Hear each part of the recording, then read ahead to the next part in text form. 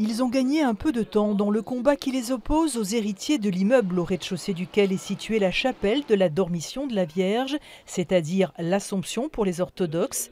Un répit, mais pas davantage. Sur la fin du bail, il y a eu vice de forme, ce qui fait que ça a reporté et les héritiers ont voulu aller en référé pour expulser les occupants de ce lieu et ils ont été déboutés. Mais au-delà de tous ces problèmes juridiques, je pense qu'il est absolument, à notre époque, déplorable de voir disparaître un lieu de culte, quel qu'il soit.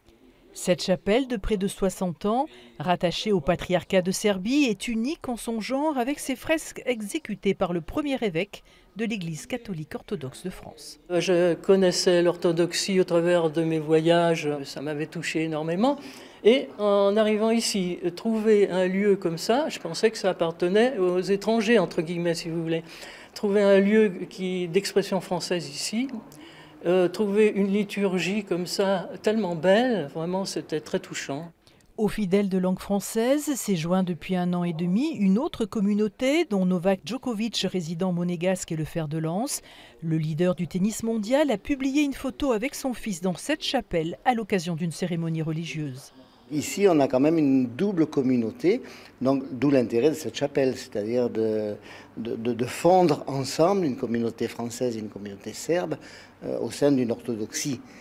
Une belle histoire que ni l'association cultuelle, ni la famille Djokovic, ni les chrétiens des autres églises ne souhaitent voir se terminer et remplacer par un commerce. Le tribunal d'instance statuera sur le fond d'ici Noël.